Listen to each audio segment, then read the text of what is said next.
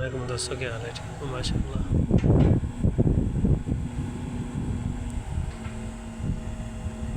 देखो जी टावर का हिस्सा चबदा पाया।